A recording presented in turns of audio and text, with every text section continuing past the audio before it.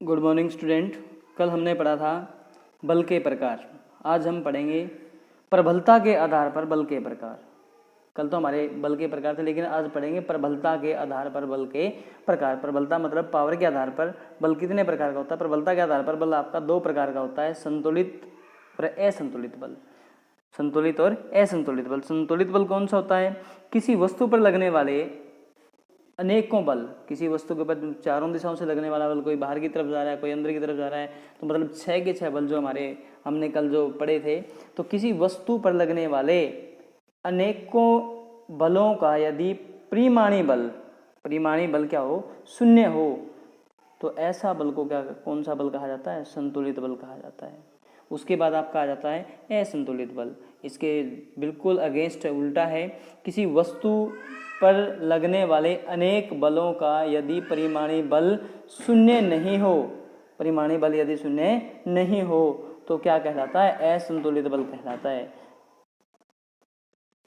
जब किसी वस्तु की गति में परिवर्तन किया जाता है तो असंतुलित बल ही क्या करता है? कार्य करता है। अगर आप गाड़ी को धक्का लगाते हो, गाड़ी आगे की तरफ जाती है, तो किसके कारण चलता है? वो असंतुलित बल के कारण क्या करती है? वो आपकी गाड़ी मूव करती है। तो वस्तु की गति में त्वरण उत्पन्न करने में किसका महत्वपूर्ण योगदान होता है? असंतुलित बल का होता है। तो वस्तु की चाल में परिवर्तन करने में असंतुलित बल का प्रयोग किया जाता है।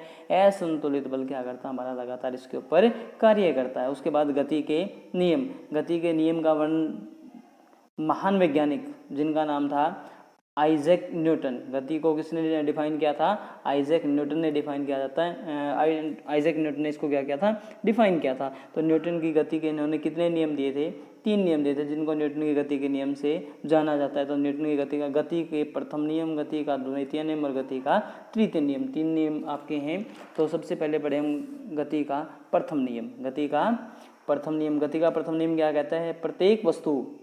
प्रत्येक वस्तु अपनी स्थिर अवस्था या सरल रेखा में एक समान गति में रहने की कोशिश करती है। प्रत्येक वस्तु अपनी पोजीशन को क्या नहीं करती? चेंज नहीं करती। तो चेंज नहीं करती तो उसी में रहने की क्या करती है? कोशिश करती है, जब तक उस पर कोई बाह्य बल कार्य नहीं करता। तो जब तक कोई बाह्य बल कार्य नहीं करता तो वस्तु क्या करती है? अपनी स्थिति में कोई परिवर्तन नहीं करती है। आप अगर वस्तु के अंदर जड़त्व खत्म हो जाता है, तो जड़त्व का मतलब क्या होता है? उसके अपोजिट में लगने वाला बल वो खत्म हो जाता है। घर्षण बल जिस तरह का कार्य करता है, सेम जड़त्व भी उसी तरह क्या करता है? कार्य करता है। तो अगर वो खत्म हो जाता है, खत्म होने के बाद क्या है? वस्तु अगर चल रही है तो एक समान से ही चलेगी, अगर रुकी है तो रुकने की ही कोशिश करेगी। वो न्यूटन की गति का कौन सा नियम होता है? न्यूटन की गति का प्रथम नियम होता है। न्यूटन की गति का प्रथम नियम ही किसको परिभाषित करता है? जड़त्व को भी क्या करता है? परिभाषित करता है। तो जड़त्व क्या होता है? किसी वस्तु में यदि कोई वस्तु है, किसी वस्तु में विराम अवस्था में रहने या समान वेग में गतिमान रहने की जो प्रवृत्ति होती है, उसको क्या कहा जाता है? जड़त्व कहा जाता है। तो दूसरे शब्दों में हम कह सकते हैं कि जड़त्व जो होता है, तो जो वस्तु हमारी क्या करती है, या तो वेग में है तो वेग में ही रहने की कोशिश करेगी, अगर विराम अवस्था में है, स्थिर अवस्था में है तो स्थिर में ही रहने की कोशिश करेगी। तो वो हमारा क्या कहलाता है? जड़त्व कहलाता है। तो जड़त्व प्रत्येक वस्तु का क्या होता है? एक गुण होता है, क्या प्रवृत्ति होती है। जड़त्व को वस्तु के द्रव्यमान द्वारा क्या होता है? मापा जाता है। इसका मात्रक किलोग्राम होता है। जड़त्व का मात्रक क्या होता है? किलोग्राम होता है। भारी वस्तु का जड़त्व हल्की वस्तु के जड़त्व से क्या होता है? हमेशा अधिक होता है, क्योंकि उसका द्रव्यमान अधिक होता है। किससे? भारी वस्तु का जो द्रव्यमान होता है हल्की वस्तु के द्रव्यमान से क्या होता है? अधिक होता है। और आपका जो जड़त्व किसके ऊपर डिपेंड करता है या किसके ऊपर रहता है? वो आपका द्रव्यमान के ऊपर रहता है। तो द्रव्यमान अगर वस्तु का ज़्यादा होगा तो जड़त्व भी वस्तु का क्या होगा? ज़्यादा होगा। तो जड़त्व का नियम क्या होता है? Law of inertia. यदि कोई वस्तु विराम अवस्था में है तो वह विराम में रहने की कोशिश करती है, और यदि कोई वस्तु गति अवस्था में है तो गति में रहने की क्या करती है? कोशिश करती है, जब तक उस पर कोई बाह्य बल कार्य न करे। यानी कि जब तक उसके ऊपर कोई बाह्य बल क्या नहीं लगाया जाता, अप्लाई नहीं किया जाता, तो वस्तु हमारी क्या रहती है? अपनी पोजीशन को चेंज नहीं करती, अपनी अवस्था को चेंज नहीं करती। तो यह उसको क्या कहता है? यह नियम जड़त्व का नियम कहलाता है। जड़त्व का नियम को परिभाषित करने के लिए इसके 3 और हैं। तो जड़त्व को 3 नियम होते हैं। फर्स्ट आपका गतिमान जड़त्व। जब हम गाड़ी में यात्रा करते हैं तो गाड़ी हमारी किस में होती है? गति अवस्था में होती है। तो गाड़ी हमारी गति अवस्था में होती है।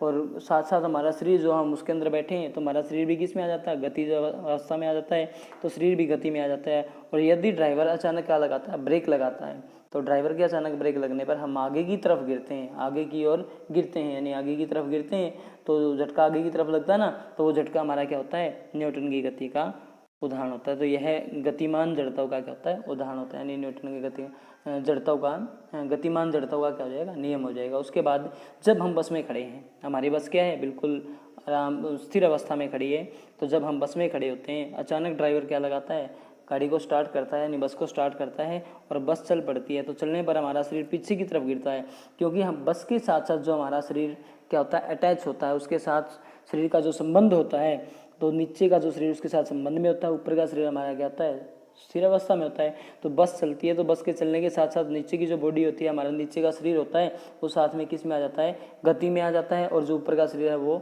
स्थिर अवस्था में रहने की क्या करता है, कोशिश करता है। तो जिसके कारण हम कहाँ की तरफ गिरते हैं, पीछे की तरफ गिरते हैं। तो यह अवस्था कौन सी कहते हैं, तो यह स्थिर जड़त्व का क्या कहलाता है, नियम कहलाता है। उसके बाद आपका जो जड़त्व का नियम है तीसरा, तो हमारा तीसरा नियम जड़त्व का क्या कहलाता है, को दिशा का नियम होता है। दिशा का मतलब डायरेक्शन होती है। तो जब हम क्या करते हैं, गाड़ी सरल रेखा में गति करती है हमारी गाड़ी, तो यदि गाड़ी सरल रेखा में क्या करती है, चल रही होती है, गति करती है, तब अचानक कोई मोड़ आ जाता है तो हम मुड़ना स्टार्ट करते हैं, तो अचानक मुड़ना होता है तो हम एक और गिरते हैं। ऐसा क्यों होता है, ऐसा इस कारण होता है क्योंकि जब गाड़ी हमारी किस में रहती है, सरल रेखा में गति करती है, सीधी रेखा में गति करती है गाड़ी, तो हमारा शरीर भी किस में आ जाता है, सरल रेखा में आ जाता है, सरल रेखा में सीधी रेखा में गति करते हैं।